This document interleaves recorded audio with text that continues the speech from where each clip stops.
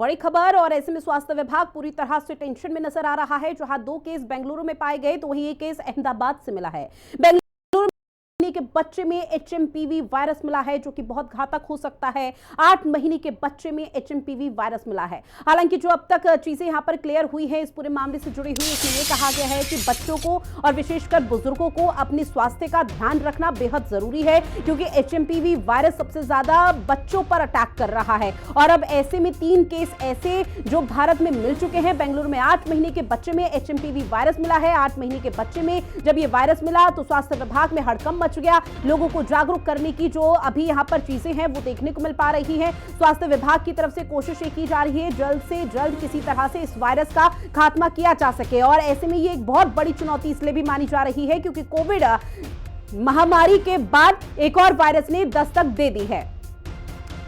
वही कोरोना जैसी आफत जहां एचएमपीवी वायरल के लक्षण क्या हैं जरा वो भी समझिए, क्योंकि सर्दी खांसी होना ये बहुत महत्वपूर्ण जो लक्षण है वो बताया गया, जिसमें बुखार आना, सांस लेने में तकलीफ भी इस तरह के वायरस के दौरान देखने को मिल पाती है। अब ये वायरस फैलता कैसे है जरा उसको भी समझ लीजिए। जहां खांसने छींकने से संक्रमित व्यक्ति को छूने से ये वायरस फैल जाता है, जहां संक्रमित व्यक्ति के संपर्क में आने से भी ये वायरस फैलता है। और अब ऐसे में सबसे ज्यादा जो जरूरी है अहम जानकारी वो ये कि कोरोना जैसी जो आफत अब भारत में दस्तक दे रही है, आखिर एचएमपीवी वायरस है क्या? दरअसल एचएमपीवी वायरस है ह्यूमन मेटोन्यूनो वायरस, जहां बच्चों में ये न्यूमोनिया हो सकता है। साथ ही बच्चों में एक ये वायरस है जो लगातार तेजी के साथ फैल रहा है, जिसे ब्रोंकियोलाइटिस कहा जा रहा है। अब इस वायरस के बाद से तमाम तरह की जो ऐसी स्थिति और सवाल जो लगातार हर किसी के जहन में है वो ये कि आखिर बच्चों पर जब ये सबसे ज्यादा वायरस अटैक करेगा तो बचाया कैसे जा सकता है, उसको लेकर भी लगातार कई कदम उठाने की बात यहां पर की जा रही है। लेकिन फिलहाल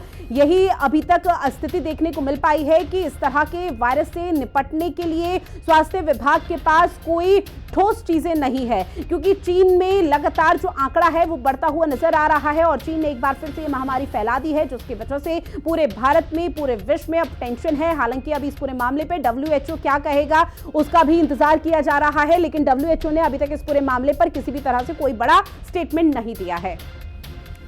और इसी पर चर्चा करेंगे आखिर एचएमपीवी वायरस है क्या और किनको सबसे ज्यादा टेंशन और सतर्क रहने की जरूरत है। हमारे साथ फिजिशियन डॉक्टर वसंत पटेल जी जुड़ गए हैं। सर बहुत स्वागत करती हूँ हिंदी खबर में आपका। सबसे पहले समझने की कोशिश की, कोविड की महामारी से जब हम जूझ रहे थे उस दौरान भी लगातार कई महत्वपूर्ण कदम उठाए जा रहे थे, लेकिन अब एचएमपीवी वायरस आखिर ये है क्या, इससे बचा कैसे जाए?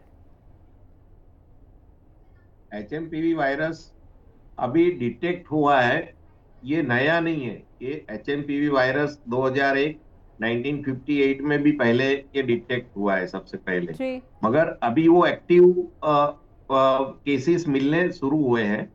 इसका डिटेक्शन के लिए आरटीपीसीआर टेस्ट करेंगे जब पता चलेगा कि ये एचएमपीवी वायरस है, कोविड वायरस है, H1N1 है। ये सभी वायरस अभी ये सर्दी की मौसम में ज्यादा एक्टिव हो जाते हैं और लक्षण बोलते हैं तो जो कोरोना के जो भी साइन सिम्टम्स थे, सर्दी खांसी होना, बुखार आना, गले में दर्द होना और ठंड लगना, ये सब जो कोविड में हम देख रहे थे जो भी साइन सिम्टम्स, वो सभी लक्षण इसमें दिखने वाले हैं।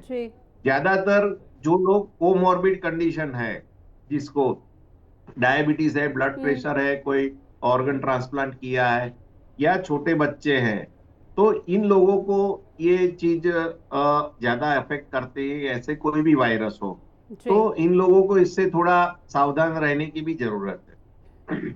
बिल्कुल, बच्चों को सबसे ज्यादा सतर्क रहने की जरूरत है। और ऐसे में आपने जिक्र भी किया 1958 का, और 1958 के बाद ये वायरस अब जाकर एक्टिव हुआ है। तो ऐसे में सर समझने की कोशिश कि अभी चूंकि सर्द मौसम चल ही रहा है और ऐसे में सर्दी, जुकाम, बुखार, ये वो सिम्टम्स हैं जो अमूमन तौर पर एक मरीज के अंदर सर्दियों के दौरान देखने को मिल पाते हैं। तो पहचान कैसे करें कि इसका जो सीधा यहाँ पर कनेक्शन है वो एचएमपीवी वायरस से हो सकता है? ये सर्दी के मौसम में जो सर्दी, खांसी, बुखार, गले में दर्द, ये सब जो चीज होती है ये कॉमन फ्लू के सभी लक्षण हैं। ऐसे में ये 2-3 दिन इंप्रूवमेंट नहीं होता है कोई भी मरीज को, तो उसके लिए उसके कंसल्टेंट जो भी डॉक्टर है, पीडियाट्रिशियन है या फैमिली फिजिशियन है, उसकी एडवाइस के हिसाब से उसको आरटीपीसीआर टेस्ट कराना रहता है एचएमपीवी वायरस का। जैसे अपने पहले कोविड में कराते थे, कोरोना के समय में जो कोरोना का आरटीपीसीआर टेस्ट कराते, जो आरटीपीसीआर टेस्ट कराते हैं तो अपने को पता चल जाए कि भाई एचएमपीवी वायरस से वो मरीज अफेक्टेड है कि नहीं। वो है जी तो ट्रीटमेंट में तो ज्यादातर कोई फर्क पड़ता नहीं है। ट्रीटमेंट जो भी सिम्टोमेटिक फ्लू में दे रहे हैं हम लोग, वही सेम ट्रीटमेंट रहता है। इसमें कॉम्प्लिकेशन कब भी होता है कि जब कोई भी फ्लू में निमोनिया या ब्रोंकाइटिस ये कोई चीज होती है तो वो मरीज को हॉस्पिटलाइज होने की जरूरत है। जी दूसरी चीज, ये ड्रॉपलेट्स के द्वारा जो फैलाया जाता है ये एचएमपीवी और कोई भी वायरस, तो जिसको इन्फेक्शन है एचएमपीवी का, वो जब खांसता है तो खांसने में उसके शरीर से, फेफड़े से बाहर ड्रॉपलेट्स आता है, तो वो उसके संपर्क में आने से दूसरे लोगों को ये चीज होता है। ज्यादा सावचेती क्या रखना है कि आपके हाथ ऐसे कहीं पे भी नीचे लगे हैं फर्नीचर ऐसी जगह पे जहां कोई इन्फेक्टेड पर्सन आया है, तो वो आपके हाथ को सैनिटाइज करना जरूरी। Don't sanitise your hands, don't touch your nose, mouth and eyes, क्योंकि यहाँ से ही इसकी एंट्री होती है। तो इतनी सावधानी, और जिसको ज्यादा कफिंग और वो है उसको मास्क पहनना जरूरी है, जो दूसरे को स्प्रेड नहीं करे। मतलब ये मानकर चला जाए कि कोविड महामारी के बाद एक आदत पड़ चुकी थी लोगों को मास्क और सैनिटाइजर का इस्तेमाल करने की, वो एक बार फिर से इस आदत को अपनाना होगा ताकि इस तरह के घातक वायरस से बचा जा सके। बिल्कुल, जो कोविड का जो अपने एसएमएस वाला जो था, जी सेफ्टी में डिस्टेंस, हम्म मास्क, सैनिटाइजेशन, तो ये वही प्रोटोकॉल से चलेंगे तो इससे जो ज्यादा बीमारी फैलने का है वो भी संभावना कम हो जी जाएगी। और ऐसे सस्पेक्टेड केस में जी आरटीपीसीआर टेस्ट करके ये मरीज को आइसोलाइट कर देंगे, तो और उसका ट्रीटमेंट कर देंगे तो ये उतना स्प्रेड नहीं हो पाएगा। ये एचएमपीवी वायरस के ज्यादा मरीज की मोर्टालिटी रेट ये केस में ज्यादा अभी तक नोटिफाइड नहीं हुआ है।